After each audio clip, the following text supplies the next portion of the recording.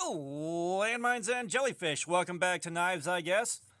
I just saw my shadow. This means 6 more weeks of Thanksgiving. You thought it was over, but oh no.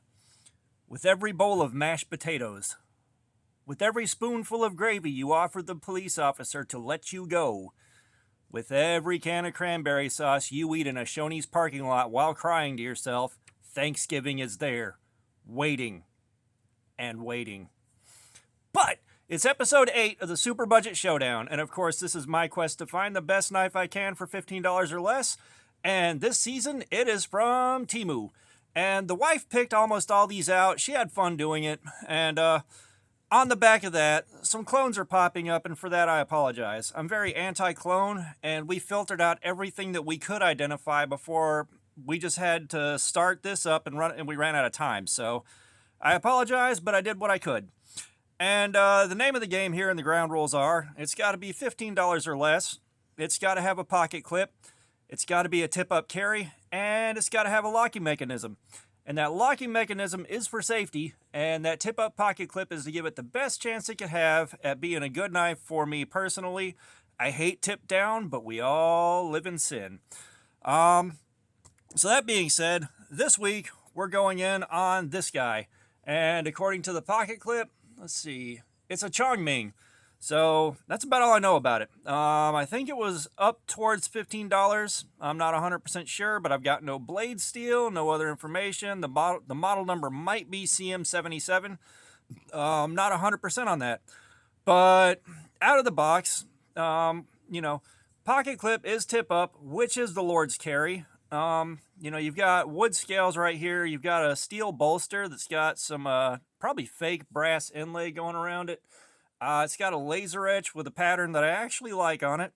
And let's flick the bean.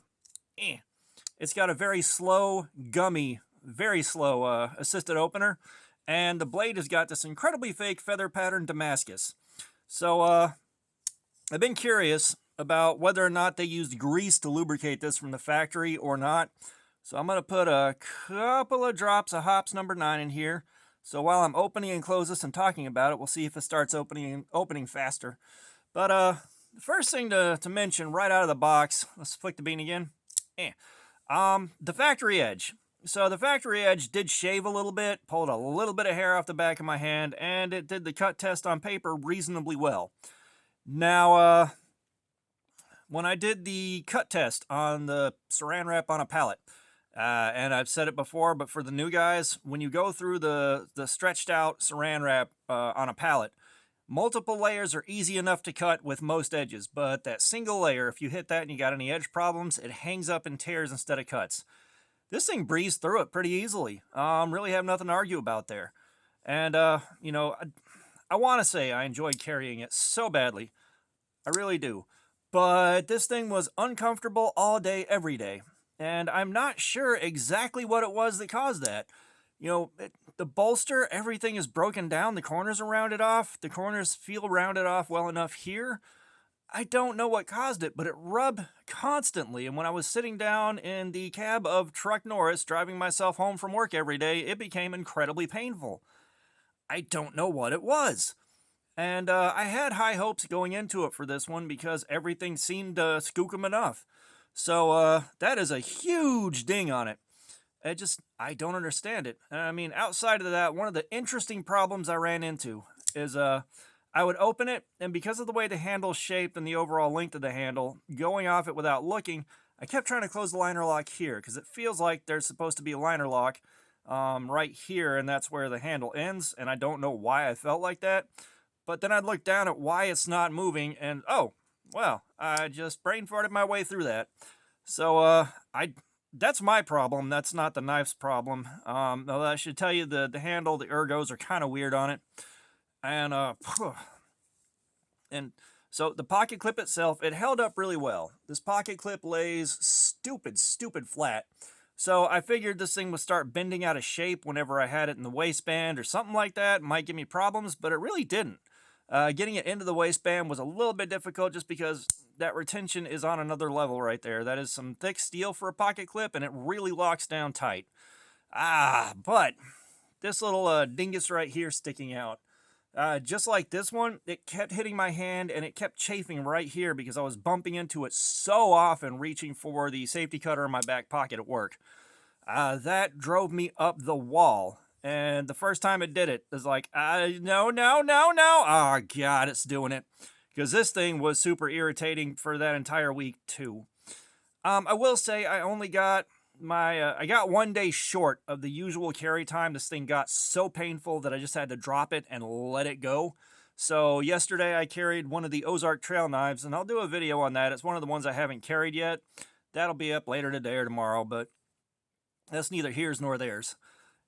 And Cardboard Slayer. So with Cardboard Slayer, we got the usual 500 cuts. And I kind of just gave up at that point. I was tired of cutting. However, the fake feather pattern.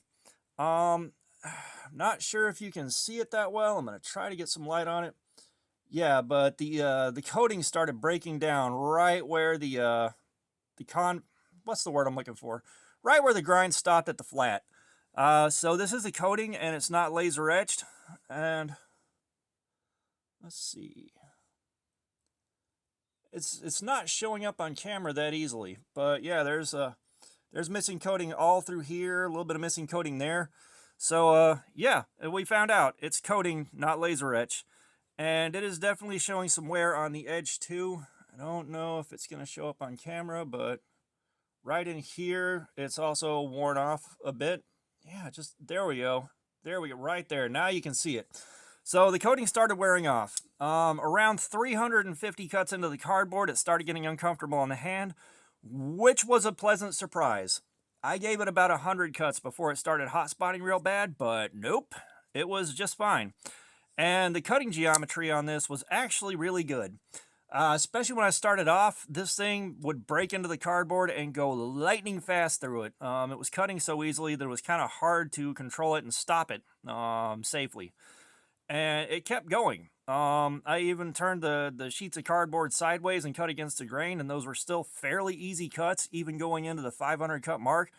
They were still fairly easy cuts sideways. So the cutting geometry on this is way better than I thought it was, and that might just be down to it having a hollow grind right here, going into this flat, which just reduces the surface contact of material going through there. Not 100%. Like, I'm still learning this stuff. That's just like I'm still learning about edge retention on these cheap steels, cheap knives. Like, I was very, very surprised going into this after I got this piece of crap out of the way at exactly what these things can do. You know, I was expecting 75, 100 cuts out of each of these before they wore out. And, you know, you got them going into the 300s, going into 500. So, you know, I'm still learning this stuff. And, you know, this thing did really, really good on Cardboard Slayer. However, the ergos on it while carrying it absolutely sucked. You know, and I really hate that because I had really high hopes for this. And, you know, something else to note, the blade is slightly off center. Not enough to really impede performance or anything like that. It's not like it's really rubbing on the liner here when you close it.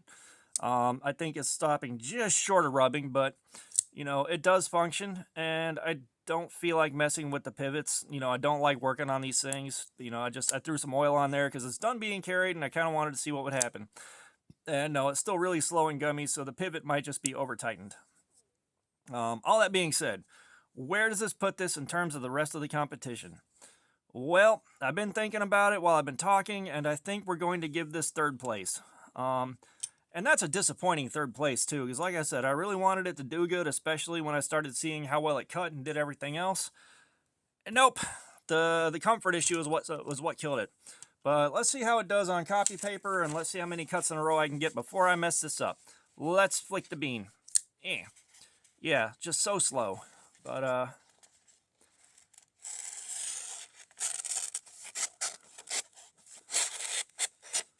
yeah, that's not me. It is struggling to cut now.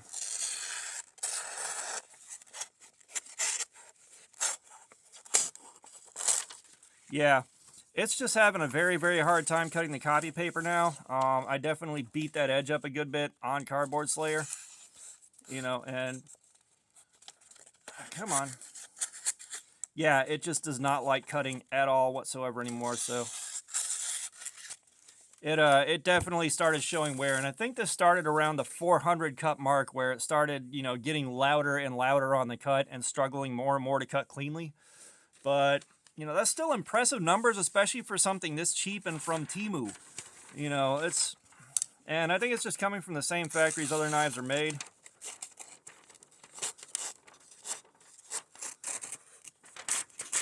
Yeah, just edge problems ahoy.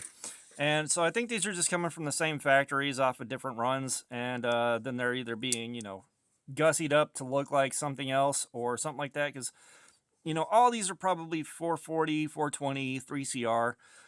Again, I wish they would tell me the blade steels, but that being said, and I mentioned it before, I believe it's 9CR is the exact same formula as 440. And that's something interesting is, you take a look up under the skirt and the magic is destroyed. So, this is going to be third place. It's an honest third place. I really thought that the ergos were going to be a lot better, but nope, it's a fail on that one.